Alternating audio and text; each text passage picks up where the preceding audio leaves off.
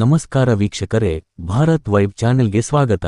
ನಾವೀಗ ಹೇಳಲು ಹೊರಟಿರುವುದು ಸ್ವಾತಂತ್ರ್ಯ ಹೋರಾಟಗಾರರಾದ ಝಾನ್ಸಿ ರಾಣಿ ಲಕ್ಷ್ಮೀಬಾಯಿರವರ ಕುರಿತು. ಹೌದು, ಝಾನ್ಸಿ ರಾಣಿ ಲಕ್ಷ್ಮೀಬಾಯಿರವರು ಝಾನ್ಸಿಯ ರಾಣಿಯಾಗಿದ್ದರು.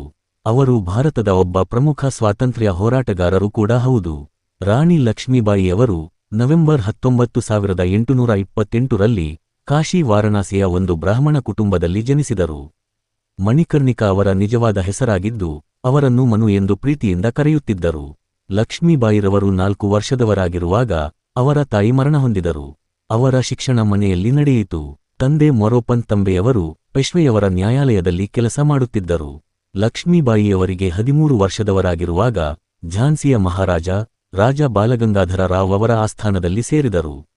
ಮುಂದೆ ಲಕ್ಷ್ಮೀಬಾಯಿಯವರಿಗೆ 14 ವರ್ಷವಾದಾಗ ಮಹಾರಾಜ ರಾಜ ಬಾಲಗಂಗಾಧರ ರಾವ್ ಅವರನ್ನು ಮದುವೆಯಾದರು. ಬಳಿಕ ಅವರ ಹೆಸರನ್ನು ಲಕ್ಷ್ಮೀಬಾಯಿ ಎಂದು ಬದಲಾಯಿಸಲಾಯಿತು.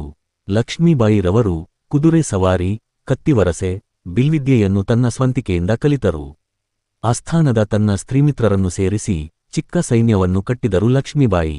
1851ರಲ್ಲಿ ಲಕ್ಷ್ಮೀಬಾಯಿಯವರು ಗಂಡು ಮಗುವಿಗೆ ಜನ್ಮವಿತ್ತರು. ಆದರೆ ಆ ಮಗು 4 ತಿಂಗಳಿರುವಾಗ ಮರಣವಪ್ಪಿತು.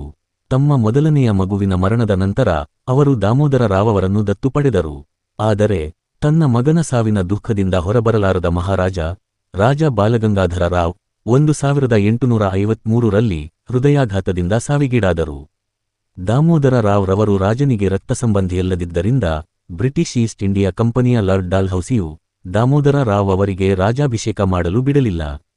ಲಾರ್ಡ್ ಡಾಲ್ಹೌಸಿಯು ಝಾನ್ಸಿಯ ರಕ್ಷಣೆ ಬ್ರಿಟಿಷ್ ಈಸ್ಟ್ ಇಂಡಿಯಾ ಕಂಪನಿಯ ಜವಾಬ್ದಾರಿ ಎಂದು ರಾಣಿ ಲಕ್ಷ್ಮೀಬಾಯಿಯವರಿಗೆ ಪಿಂಚಣಿ ಹಣವನ್ನು ಕೊಟ್ಟು ಝಾನ್ಸಿ ಕೋಟೆಯನ್ನು ಬಿಟ್ಟು ಹೋಗಲು ಆಜ್ಞೆ ಮಾಡಿದನು.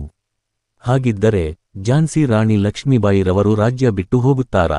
ಅವರ ಮುಂದಿನ ನಿಲುವೇನು? ಮುಂದೆ ಏನಾಗಬಹುದು ಎಂಬುದರ ಕುರಿತು ಮುಂದಿನ ಸಂಚಿಕೆಯಲ್ಲಿ ತಿಳಿದುಕೊಳ್ಳೋಣ. ವೀಕ್ಷಕರೇ, ತಮ್ಮ ಅನಿಸಿಕೆ ಅಭಿಪ್ರಾಯಗಳನ್ನು ಕಮೆಂಟ್ ಮಾಡುವ ಮೂಲಕ ತಿಳಿಸಿ. ಇನ್ನೂ ಹೆಚ್ಚು ಮಾಹಿತಿಗಳನ್ನು ಹಂಚಿಕೊಳ್ಳಲು ಸಹಕರಿಸಿ. ನಿಮಗೆ ಈ ವಿಡಿಯೋ ಇಷ್ಟವಾದಲ್ಲಿ ಲೈಕ್ ಮಾಡಿ, ನಮ್ಮ ಚಾನಲ್ ಅನ್ನು ಸಬ್ಸ್ಕ್ರೈಬ್ ಆಗಿ ತಮ್ಮ ಪ್ರೀತಿ ಪಾತ್ರರೊಂದಿಗೆ ಹಂಚಿಕೊಳ್ಳಿ.